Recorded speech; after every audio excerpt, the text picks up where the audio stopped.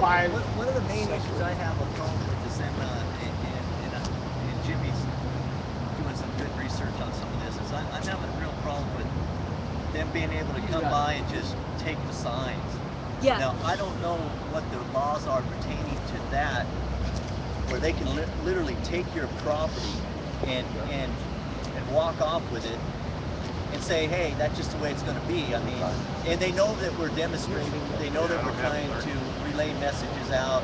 We know that we're in discussions with people walking up and down the sidewalk on those issues, but yet they think they can just come in and take the signs and walk off with them. Now, the day after last meeting, when everybody was talking with Jimmy about, you know, picking your battles, standing ground and not antagonizing and that, working it for yourself.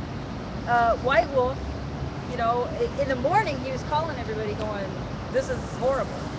But a little bit later, when the cops were trying to take his signs, he was like, well, I didn't take anyone else wrote.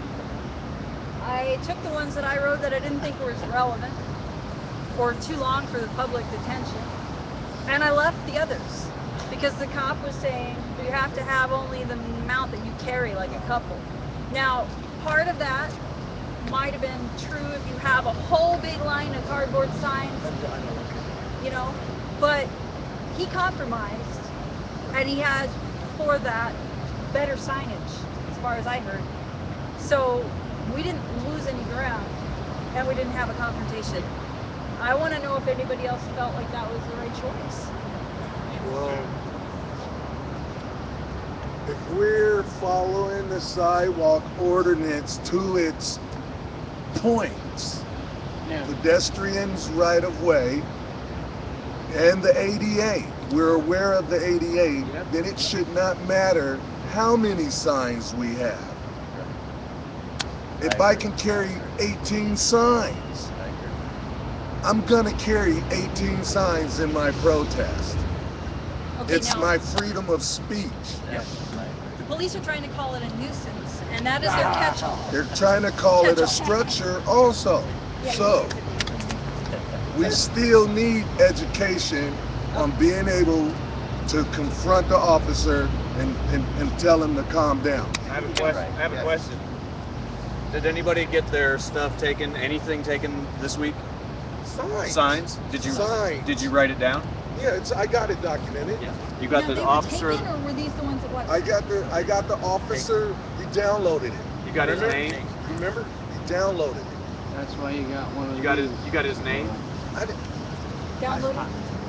Yeah, he's got it. Did I Because the need thing his is- name? I don't think I needed his just called name. him the Did I need commander. his name? You need everything. The Yeah. time But and don't date. worry I about told you it. get the name by punching in the time and date. This is the least that they've done to us. But if we document this stuff and get solid, They know who they got. factual evidence, then if we eventually prevail in claiming that they're trying to contravene our constitutional rights, then we have a record of which officer did it on which day. If we have video, that's great. But we just want to get as much evidence as we can. But that's all we can do right now. When they do that, the only thing we can do right now is document as much as possible. So if they cite you, it's like a Down the receipt. system. It's like a Use receipt. that. It's having a receipt. So it's, To go educate ourselves so when they come back, they're gonna go into a pattern. And they're gonna do this every time. So they'll get out their car, come out, take all the signs. And then we'll be able to say, oh wait buddy, you can't do that this morning because we know this what's is up. what we know. Right. So you gotta put those back. But that doesn't mean that they're going to put them back. Well then And that's so if when they- that's when you actually want that documentation. When And they you- don't put it back. When And you even want to document when they came and tried to take it away from you. Yeah. You want to document any interaction with the police. So